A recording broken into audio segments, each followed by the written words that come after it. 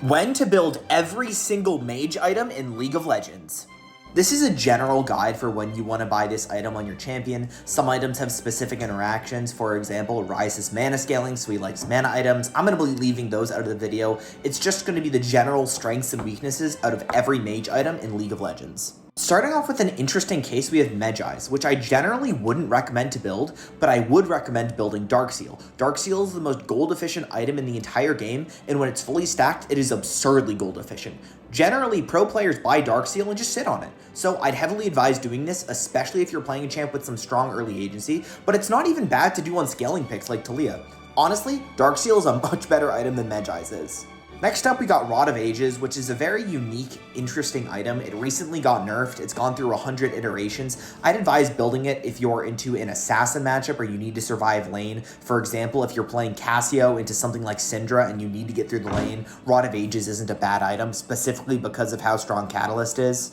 Rylai's is incredibly champion specific, but generally if you're a champion that has a constant ability to slow in a fight, such as a Azir W or Cassio E, it's very good. If you need haste or AP on your champion, if you're playing Syndra or Taliyah, I wouldn't build this item because it's not very gold efficient.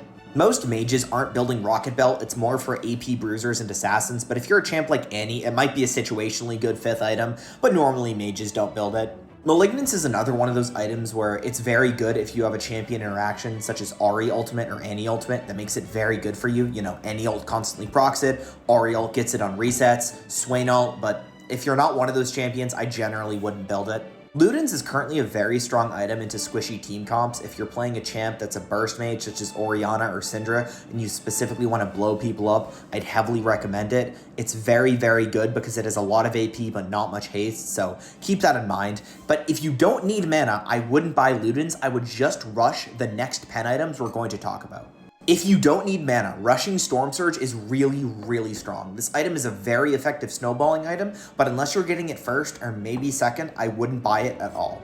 Horizon is a fantastic second item. It has basically everything you need. I've even seen some players going Horizon first on champs like Aurora. If you need haste and you need AP, this is a fantastic item. However, if they're building Merc Treads or other MR early, you're better off going Crypt Bloom. Speaking of, Crypt Bloom is an amazing item to go second if they have Mercs or early MR. It's very effective because the 30% magic pen is actually very good versus squishies considering its low AP, but it also provides you with a good amount of haste. Build Blackfire Torch if you're versus tankier team comps and you're a champ like Orianna. Otherwise, I'd build something like Ludens or Seraphs because it doesn't do much damage compared to Liandry's. The value is really in its haste you can get by applying its damage to melee champions over and over and over. Morellonomicon is not a good item, just sit on Oblivion Orb. You really never want to upgrade it unless it's your 5th item and you need anti-heal. Seraphs is a fantastic item.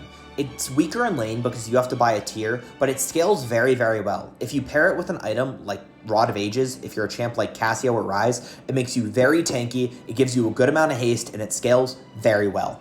The downside of Seraphs is that obviously it has to upgrade before it's useful, so if you have an unupgraded Seraph's Embrace and you're going up against a Ludens, you're going to get completely blown up. Lichbane is another AP assassin / AP bruiser item. You can build it if your champion has a good interaction with it, like your Ahri, and you can constantly apply it with your W and your R, and you can auto in between. But other than that, it's very, very situational. Nashor's Tooth is a similar thing. Unless your champion has a very good interaction with it, for example, Azir, I generally wouldn't build it. Bloodletter's Curse is good if your team has 2 or more sources of AP damage. If a teammate builds this item, do not build this item because you can get the Bloodletters and your own, for example, Crypt Bloom damage to apply, but you can't build both of them at the same time. Basically, if your team has a lot of AP and no one else has bought it, buy it. It's very, very good unless you're a burst mage with good AP ratios.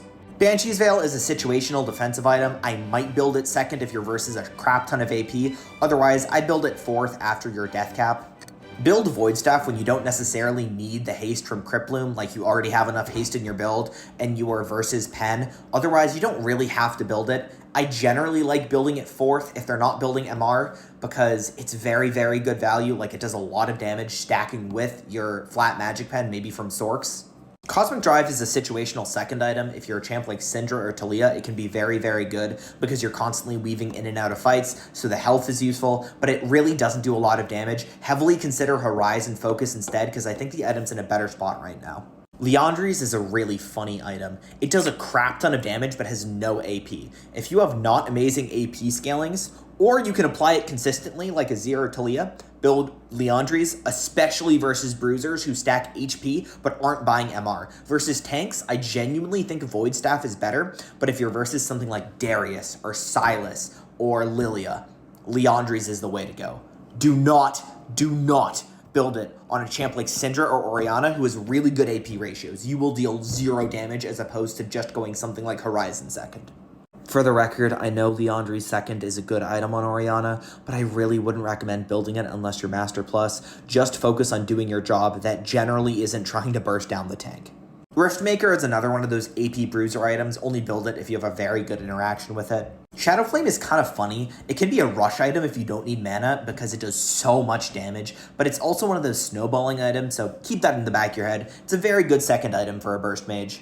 Zhonya's is one of those champ interaction things. For example, if you're Lysandra, it's very good to go second because you can get all of your cooldowns back, but otherwise, keep it to a 4th or 5th situational item. Lastly, Rabadon's Death Cap is the AP Apex item. Always get it third or you will fall off. There are some games you don't necessarily have to get it third because it's not your job to do damage, but if you want to do damage, get Death Cap third.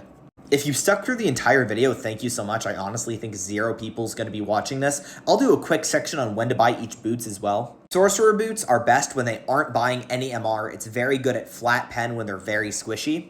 Ionian boots are good default boots, especially if you're not buying haste. For example, if you're going Seraphs into Liandry's, you need Lucids first.